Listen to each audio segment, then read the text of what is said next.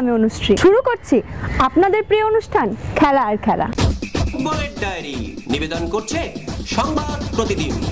নতুন বছরে ফেব্রুয়ারি মার্চে সন্তোষ ট্রফির মূল পর্বে খেলাগুলো হবে অরুণাচল প্রদেশে। ভারতীয় ফুটবল ফেডারেশন কিছুদিন আগে ঘোষণা করেছিল ওই টুর্নামেন্ট পরিচিত হবে ফিফা সন্তোষ ট্রফি নামে। এমনকি 9 বা 10 মার্চ ফাইনালে উপস্থিত থাকবেন ফিফা সভাপতি ইনফ্যান্টিনো। এখন শোনা যাচ্ছে রাজনৈতিক চাপান উত্তরের মাঝে অরুণাচলে সন্তোষ ট্রফিতে ফিফা আর নিজেদের নাম জড়াতে চায় না। তারা নাকি সে কথা ভারতীয় ফুটবল ফেডারেশনকে জানিয়ে দিয়েছে। অরুণাচলের 3 উঁচু প্রতিযোগীকে কিছুদিন আগে হাংঝৌ এশিয়ান গেমসে অংশগ্রহণে আটকে দিয়ে বিতর্কের সৃষ্টি করেছিল চীন। ভালোভাবে নেয়নি ভারত সরকার। কেন্দ্রীয় ক্রীড়া মন্ত্রকের তরফে কড়া প্রতিবাদপত্র পাঠানো হয়। এমনকি প্রতিবাদ স্বরূপ হাংঝৌ এশিয়ান গেমসের সময় চীন সফর বাতিল করেন কেন্দ্রীয় ক্রীড়ামন্ত্রী অনুরাগ ঠাকুর। এমন পরিস্থিতিতে অরুণাচলের সন্তোষ ট্রফিতে নাম জড়াতে নারাজ ফিফা। এই অনুষ্ঠানের জন্য স্মার্ট তরুণী অ্যাঙ্কার শীঘ্রই প্রয়োজন। আগ্রহীরা আজই ফোন করুন 9836938876 9836938876।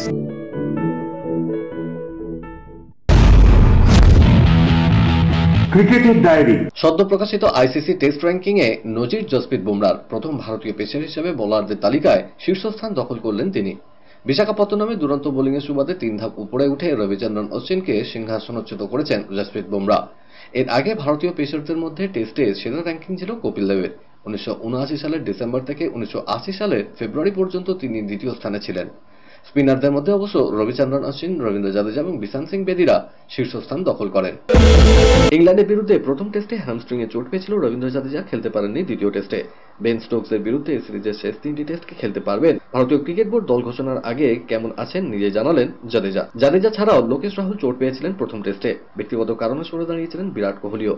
রাহুল সম্ভবত দলে ফিরবেন, জাদেজা কি খেলতে পারবেন? বেঙ্গালুরু জাতীয় ক্রিকেট একাডেমি থেকে বাঁহাতি অলরাউন্ডার নিজের পরিস্থিতির কথা জানিয়ে সমাজ মাধ্যমে নিজের একটি ছবিও দিয়েছেন জাদেজা। তাতে দেখা যাচ্ছে তার বাঁ পায়ের উরুর চিকিৎসা চলছে। ছবির তলায় জাদেজা লিখেছেন এনসিএতে ধীরে ধীরে সুস্থ হচ্ছেন। পাকিস্তানের অন্যতম সেরা উইকেট কিপার মঈন খানের ছেলে আজম খান জোরে শট মারার দক্ষতার কারণে ইতিমধ্যেই শিরোনামে এসেছেন। 110 কেজি ওজন নিয়েও Pakistan super league, Bangladesh premier league, Lanka premier লিগে ভালো খেলছেন, কিন্তু আন্তর্জাতিক ক্রিকেটে এখনো জাত চেনাতে পারেননি। টি-20 ক্রিকেটে 8টি ম্যাচে মাত্র 29 রান করেছেন। গত 3 বছরে মাত্র 7টি ইনিংস খেলেছেন তিনি। পাকিস্তানের ক্রিকেটে নতুন করে বিতর্ক দেখা দিল। প্রাক্তন ক্রিকেটারের ছেলে এবার রেগে গেলেন নির্বাচকদের ওপর। দাবি তুললেন হয় তাকে পুরো সিরিজে খেলতে দেওয়া হোক, না হলে দল থেকে বাদ দিয়ে দেওয়া হোক। তিনি আর মাঝে ঝুলে থাকতে চান না।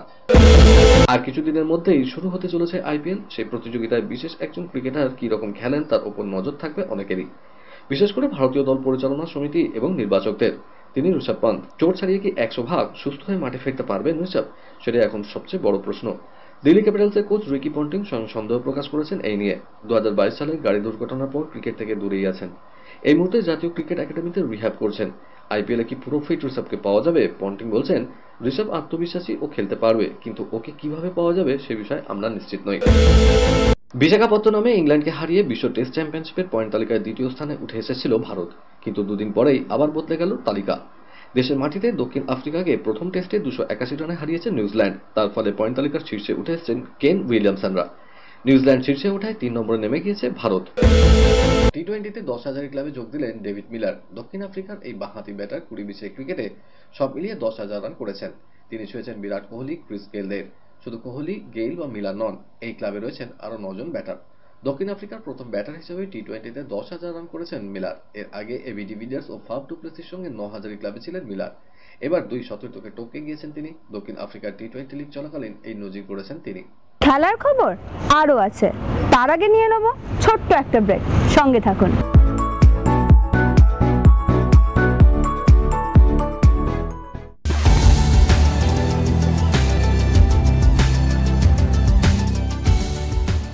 কেআরকে নিউজ মিডিয়া প্রযোজিত সাপ্তাহিক বিনোদন অনুষ্ঠান বিনোদন.com দেখুন প্রতি শনিবার ঠিক রাত 10:15 আপনাদের প্রিয় চ্যানেল ভিশনে।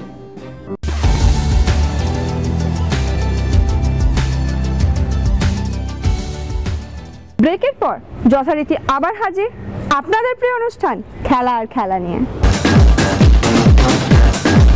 বিদেশের ডায়েরি। প্রাক্তন ইংল্যান্ড অধিনায়ক নাসির হোসেন উন্মুখ হয়ে আছেন বিরাট কোহলি বনাম জেমস অ্যান্ডারসনের মধ্যে লড়াই দেখতে। চলতি সিরিজে প্রথম 2টি টেস্টে কোহলি খেলেননি। আগামী 15 ফেব্রুয়ারি তৃতীয় টেস্ট শুরু হবে। নাসির বলছেন, দেখতে চাই কোহলি বনাম অ্যান্ডারসন দ্বৈরথ, তার জন্যই অপেক্ষা করে আছি।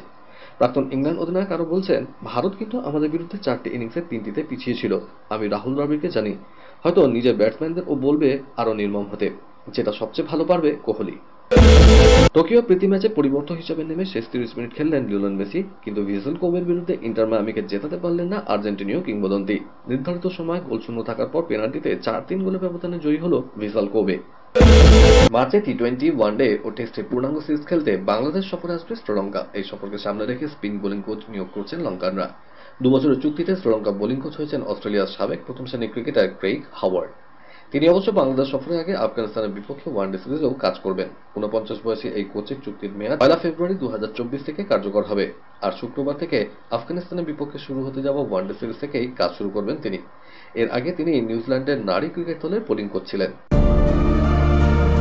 টুকরো খবর।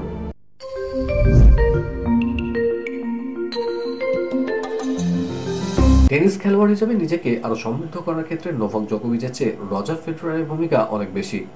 অন্য কেউ নন, বলছেন স্বয়ং রাফাল নাদাল। নাদাল ও ফেডারার 40 বার একে অপরের বিরুদ্ধে খেলেছেন, যার মধ্যে 24টি সাক্ষাৎ শুধুমাত্র ফাইনালেই। পরিসংখ্যান অবশ্য 22 বারের গ্র্যান্ড স্ল্যাম চ্যাম্পিয়ন এগিয়ে। 24টি ম্যাচে জিতেছেন তিনি। ফেডারারের পক্ষে জয় 16। শেষবার দুই কিংবদন্তির সাক্ষাৎ হয়েছিল 2019 সালে উইম্বলডন সেমিফাইনালে।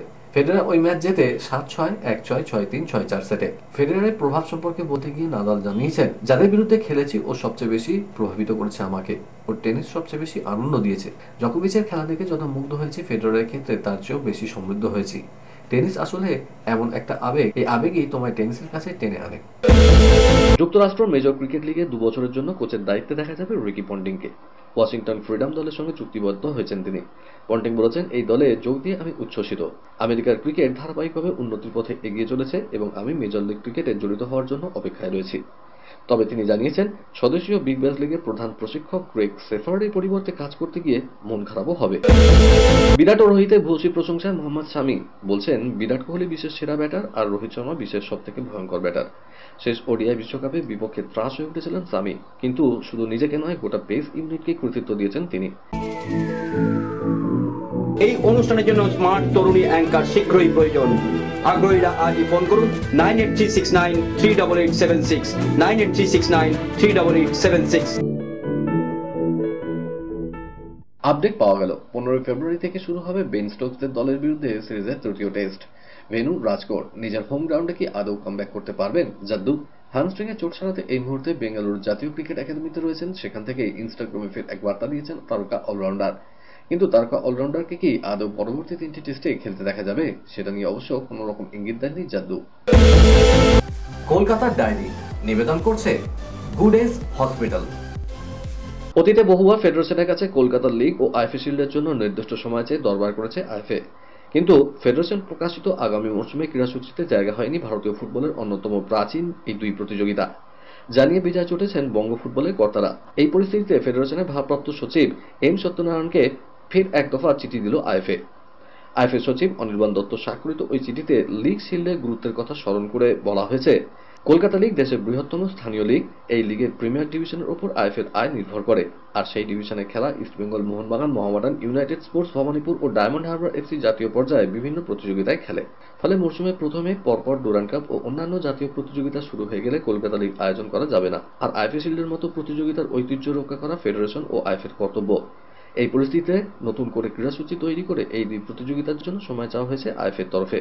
বহুবার আবেদনের পরেও জায়গা না দেওয়ায় বিস্ময় প্রকাশ করেছেন আইএফএর চিঠিতে। এই প্রসঙ্গে আইএফএ সচিব বলছেন, আমরা আগেও আবেদন জানিয়েছি, ক্রীড়াসূচি দেখার পর ফের চিঠি দিলাম, আশা করছি সময় পাবো।